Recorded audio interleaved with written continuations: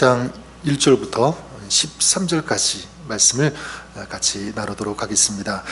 욥기 2장 1절을 제가 읽고 우리 13절까지 교독하겠습니다. 또 하루는 하나님의 아들들이 와서 여호와 앞에 서고 사탄도 그들 가운데 와서 여호와 앞에 서니 여호와께서 사탄에게 이르시되 내가 어디서 왔느냐? 사탄이 여호와께 대답하여 이르되 땅을 두루 돌아 여기저기 다녀왔나이다. 여호와께서 사탄에게 이르시되 내가 내 종 욥을 주의하여 보았느냐? 그와 같이 온전하고 정직하여 하나님을 경외하며 악에서 떠난 자가 세상에 없느니라. 내가 나를 충동하여 까닭없이 그를 치게 하였어도 그가 여전히 자기의 온전함을 굳게 지켰느니라. 여호와께 대답하여 이르되 가죽 벗고니 사람이 그의 모든 소유물로 자기의 생명을 바꿀지라. 이제 주의 손을 펴서 그의 뼈와 살을 치소서. 그리하시면 틀림없이 주를 향하여 욕하지 않겠나이까. 여호와께서 사탄에게 이르시되 내가 그를 내 손에 맡기노라. 다만 그의 생명은 해하지 말지니라. 사탄이 이에 여호와 앞에서 물러가서 욥을 쳐서 그의 바닥에서 정수리까지 종기가 나게 한지라. 제 가운데 앉아서 질그릇 조각을 가져다가 몸을 긋고 있더니 그의 아내가 그에게 이르되 당신이 그래도 자기의 온전함을 굳게 지키느냐? 하나님을 욕하고 죽으라. 그가 이르되 그대의 말이 한 어리석은 여자의 말 같도다. 네가 복을 받았은지 화도 받지 아니하겠느냐 하고 이 모든 일에 욥이 입술로 범죄하지 아니하니라. 그때 욥의 친구세 사람이 이 모든 재앙이 그에게 내렸다함을 듣고 각각 자기 지역에서부터 이르렀으니 곧 대만 사람 엘리바스와 수아 사람 빌닷과 나아마 사람 소발이라. 그들이 욥을 이문하고 위로하려 하여 서로 약속하고 오더니 그러나 멀리 보매 그가 욥인 줄 알기 어렵게 되었으므로 그들이 일제히 소리질러 울며 각기 즉각 자기의 굿옷을 찢고 하늘을 향하여 티끌을 날려 자기 머리에 뿌리고. 13절까지 읽겠습니다. 밤낮 7일 동안 그와 함께 땅에 앉았으나 욥의 고통이 심함을 보므로 그에게 한마디로 말하는 자가 없더라. 아멘. 하나님 말씀입니다.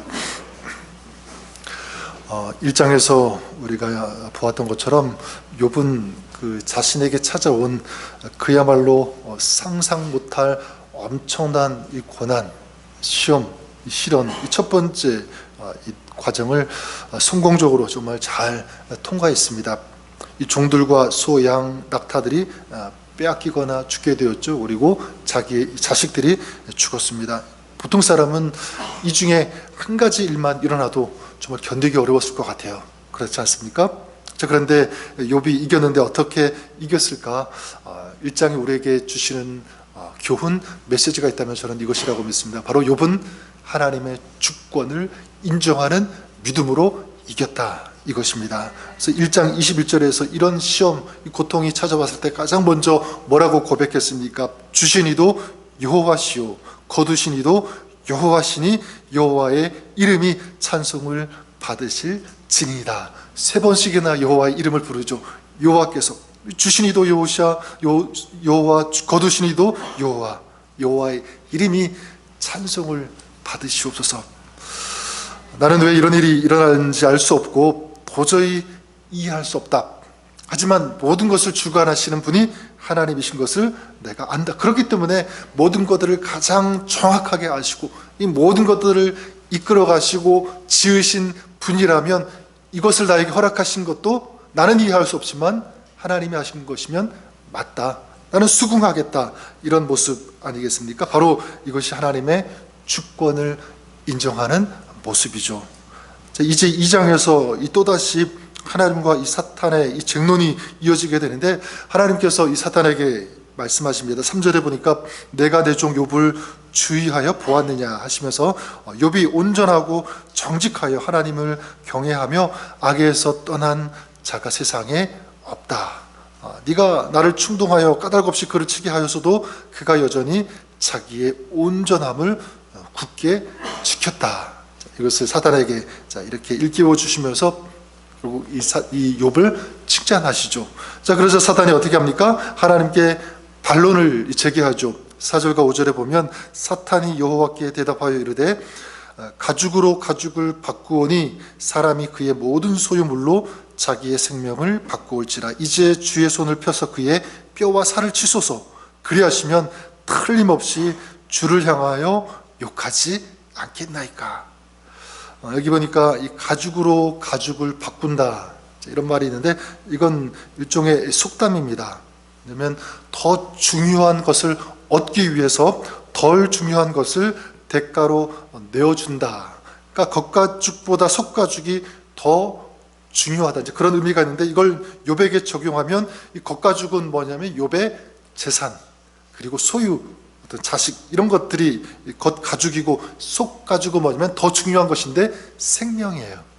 그러니까 사단의 논리는 이거죠. 그의 그 소유물, 덜 중요한 것, 이것들이 없어졌으니까 그거 가지고 되겠느냐. 그러니까 몸은 멀쩡하지 않느냐. 그의 몸, 그의 생명을 치면 분명히 욥은 하나님을 원망하고 욕할 것이다. 자, 그런 논리죠. 그러니까 더 중요한 것을 건드리지 않은 것, 치지 않은 것입니다. 자, 그때 이제 하나님께서 어떻게 하시냐면 6절에 보시니까 내가 그를 내 손에 맡기노라. 다만 그의 생명은 해하지 말지니라. 하나님 어떻게 하십니까? 이 사단의 제안을 받아들이십니다. 그러니까 사단이 주는 이 시험과 이 시련, 그것을 하나님께서 어떤 경우에는 허락하실 때도 있다는 것을 우리가 알 수 있습니다.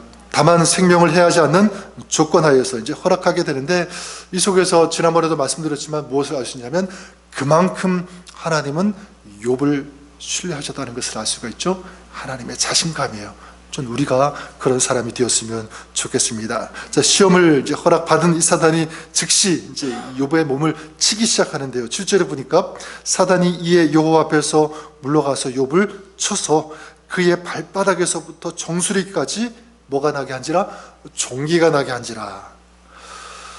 사단은 욥을 쳐서 이 발바닥에서부터 정수리까지 종기가 나게 했는데, 욥은 증상이 얼마나 심했는지 어떻게 하냐면 이 질그릇을 가지고 온몸을 긁을 수밖에 없는 굉장히 심각한 그런 상황까지 이르렀습니다. 그때 이제 욥의 아내가 욥에게 이렇게 말을 하죠. 9절에 보니까 그의 아내가 그에게 이르되 당신이 그래도 자기의 온전함을 굳게 지키느냐? 하나님을 욕하고 죽으라. 무슨 얘기냐면, 네가 그렇게 고난을 당하도 정신을 차리지 못하느냐, 이거 아니겠습니까? 그러고도 믿음, 온전함을 지킨다고, 그러고도 하나님을 신뢰하고 믿음을 지킨다고 웃기지 마라. 그냥 하나님을 욕하고 죽어버려라. 이런 식으로 얘기하는 거예요. 어쩌면 이건 조롱하는 것입니다. 여러분, 이런 말을 들었을 때 욥의 마음이 어땠을까요? 저는 이것을 통해서 우리가 먼저 한번 생각해 볼 수 있다고 생각합니다. 여러분, 우리는 우리 주변의 사람들을 통해서 많은 경우에는 위로를 받고, 그렇죠? 그리고 긍정적인 도움, 또 선한 영향력을 받기도 합니다. 근데 사단은 어떻게 하냐면 반대로 우리의 가장 가까운 사람들을 통해서 어려움을 주고 우리를 실족시키고 넘어뜨리려고 한다는 사실을 우리 잊으면 안 됩니다. 사단은 지금 누구를 통해서 욥을 공격하고 있는 거죠? 아내를 통해서 공격하고 있는 거예요. 자, 그렇다면 우리는 우리 자신을 한번 생각해 보아야 됩니다. 혹시 나는 욥의 아내가 아닌가? 여기 여자들만 해당되는 거 절대로 아닙니다. 남자들도 해당될 수가 있어요. 왜냐하면 우리 모두가, 우리 저와 여러분 모두가 누군가에게 있어서 가장 가까운 사람이기 때문에 그렇다는 것입니다. 여러분, 나는 누군가에게 가까운 사람, 아내가 될 수 있고 남편, 자녀, 이웃, 우리 교회 공동체 많은 사람들이 다 해당이 될 수 있겠죠. 나는 그들에게, 그 누군가에게 어떤 말을 하고 있는가 한번 생각해 보시기를 바랍니다. 내 말을 들었을 때 그 사람들의 마음은 어떨까 한번 생각해야 되겠죠. 여러분, 우리의 입술이 저는 바랍니다. 사탄의 도구, 이 죄의 도구가 되지 말아야 된다고 믿습니다. 말에 능력이 있다는 것을 우리가 기억하면서 정말 생명을 죽이는, 마음을 죽이는 말이 아니라 우리의 생명을 살리고 마음을 살리는 그런 말이 우리의 입술을 통해서 나갈 수 있기를, 그런 여러분이 될 수 있기를 우리 주님의 이름으로 간절히 축원합니다. 자, 욥의 아내가 그렇게 나왔을 때 욥은 이제 뭐라고 합니까? 10절에 보니까 그가 이르되 그대의 말이 한 어리석은 여자의 말 같도다. 우리가 하나님께 복을 받았은즉 화도 받지 아니하겠느냐. 그리고 이제 욥은 모든 일에 있어서 그 입술로 범죄하지 않았다, 자, 그렇게 말씀하고 있는데, 정말 이것을 보면 욥이 정말 얼마나 온전하고 멋있고 아름다운 사람인지를 알 수가 있습니다. 아내가 뭐라고 했습니까? 하나님을 욕하고 죽어라, 이렇게 하지 않았습니까? 그렇게 사느니 나가 죽어라, 막 이제 그런 말인데, 근데 욥이 어떻게 합니까? 그대의 말이 한 어리석은 여자의 말 같도다. 직접적으로 너는 어리석은 사람, 그렇게 얘기하는 것이 아니라 간접적으로 이런 어리석은 여자가 있는데 네가 그런 사람 같도, 간접 화법으로 간접적으로 이렇게 말을 돌리고 있습니다.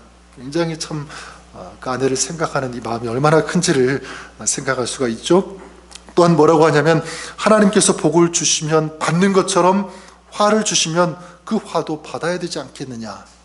이게 욥의 믿음이죠. 정말 멋있는 믿음이 아닐까 저는 생각합니다. 아픔 가운데서도 지금 계속 뭐를 인정하고 있는 거죠? 하나님의 주권, 하나님의 그 역사를 인정하고 있는 거예요.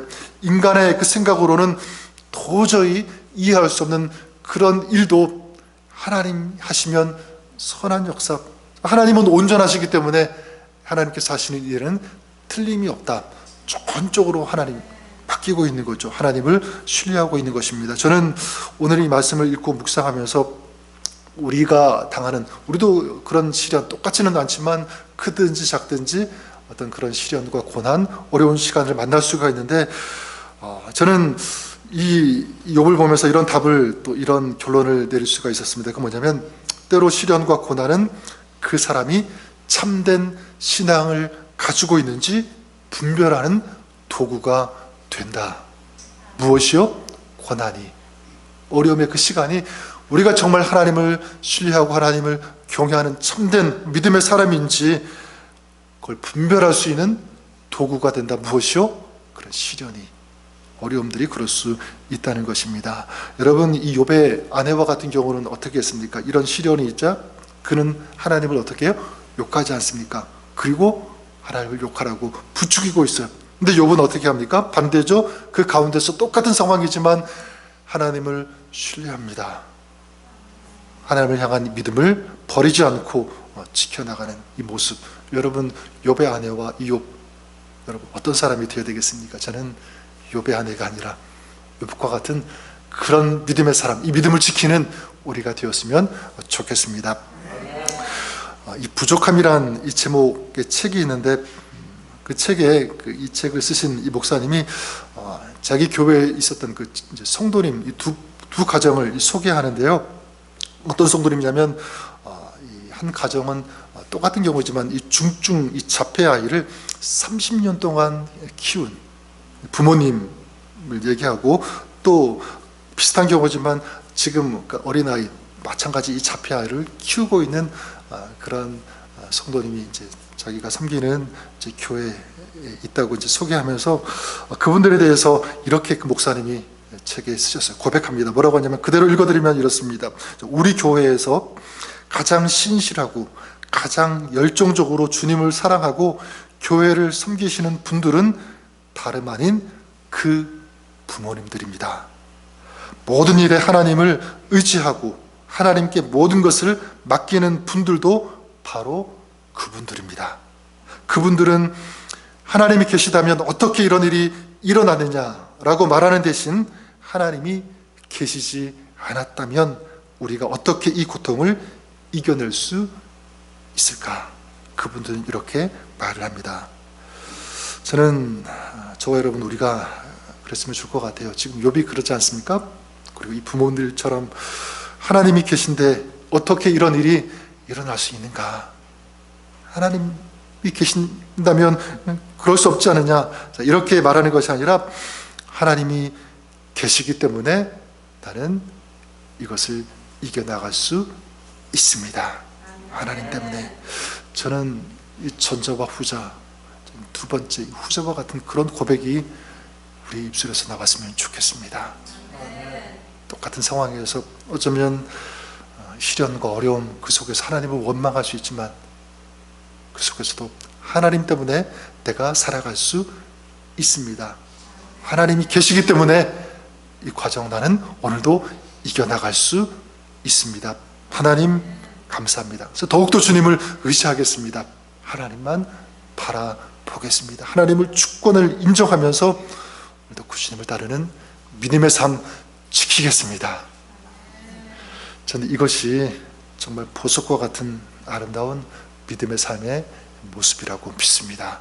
오늘도 이 욥과 같은 믿음을 가지고 주님을 의지하며 하나님의 주권을 인정하면서 하나님을 경외하고 하나님을 예배하는 그런 여러분의 삶, 특별히 2024년 2월 한 달의 모든 삶이 그렇게 되시기를 우리 주님의 이름으로 간절히 축원합니다. 그런 여러분 가운데 우리 하나님께서 동행하시고 지켜주시고 하나님의 놀라운 은혜와 은총 부어주실 것을 믿습니다. 그렇게 승리하시는 여러분 되시기를 다시 한번 주님의 이름으로 간절히 축복합니다. 기도하겠습니다. 하나님 아버지, 우리가 살아가면서 어려움이 있을 때, 고난을 당할 때 보통 우리 많은 경우 하나님을 원망하고 왜 이렇게 이런 일을 나에게 주시느냐 말하고 또 얘기할 때가 참 많이 있음을 고백합니다. 하나님, 그런 모습이 아니라 그 가운데 하나님의 역사, 하나님의 주권, 하나님이 이루시고 이끌어 가시는 그 하나님의 손길에는 틀림이 없다. 맞다. 이 확신을 가지고 전적으로 주님을 신뢰하면서 하나님 때문에 이 모든 것을 이겨나갈 수 있다라는 이 믿음을 가지고 오늘을 헤쳐갈 수 있는 우리 믿음의 사람들, 우리가 될 수 있기를 간절히 소망합니다. 하나님, 우리 모든 지체들, 성도들 혹시라도 그런 어려움 과정 가운데 있다면 하나님, 믿음의 믿음을 더하여 주시옵소서. 이 욥과 같은 하나님의 주권을 인정하는 이 신실하고 온전한 하나님을 경외하는 이 믿음을 가지고 이겨나갈 수 있는 우리 모든 지체들 되게 하여 주시옵소서. 그런 오늘 우리의 삶이 되어줄 수 있도록 주님 은혜를 더하여 주시옵소서. 감사드리며 예수님의 이름으로 기도드립니다. 아멘.